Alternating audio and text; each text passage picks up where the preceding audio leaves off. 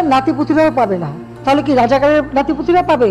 সারা দেশে চলছে রক্তক্ষয়ী সংঘর্ষ, একের পর এক মৃত্যুর সংবাদ আসছে সাধারণ মানুষের কানে, কিন্তু তারপরেও সরকার কোনো পদক্ষেপ নিচ্ছে না।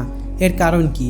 শুধু ঢাকা নয়, বরং প্রত্যেকটি জেলায়, প্রত্যেকটি শহরে ছাত্রলীগ, পুলিশ আর এখন বিজেপি অবস্থান লক্ষ্য করা যাচ্ছে। এগুলোর মূল কারণ শুধুমাত্র একটি, আর সেটি হলো চাকরিতে কোটা সংস্থার বৃদ্ধি করার কারণ, যা এই নির্দেশ মানতে রাজি না সাধারণ ছাত্রদল।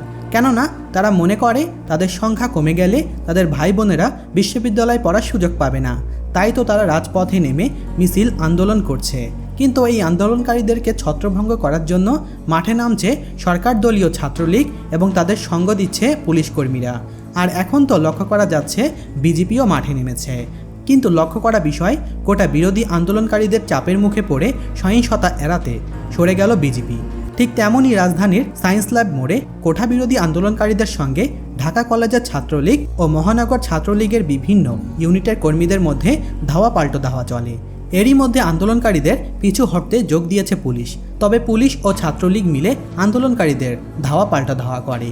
এতে ছাত্রলীগের নেতাকর্মী ও পুলিশ সদস্যরা পিছু সরতে বাধ্য হয়, কারণ তারা জানে এটা কোনো দলীয় রাজনৈতিক সমাবেশের আন্দোলন নয়, বরং এটা শিক্ষার্থীদের আন্দোলন।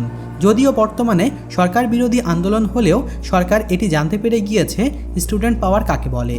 তাই তো যতই দিন যাচ্ছে আন্দোলনকারীর সংখ্যা ততই বৃদ্ধি পাচ্ছে।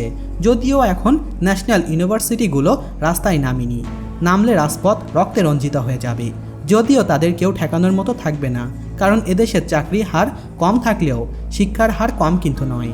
তাই তো অনুমান করা যাচ্ছে সরকার যদি এই নির্দেশনা প্রত্যাহার না করে, তাহলে বাংলাদেশের মানচিত্রে নতুন এক অধ্যায় শুরু হবে। আর এগুলোর কথা চিন্তা করে বিজেপি রাস্তায় নামলেও তাদের কার্যক্রম চোখে পড়ার মতো নয়, কারণ তারা আগাম ভাবে তারা আগামীতে কি হতে পারে তা তারা চিন্তা করেই পদক্ষেপ নেয়। তাই তো তারা কৌশলে অবস্থান নিয়েছে।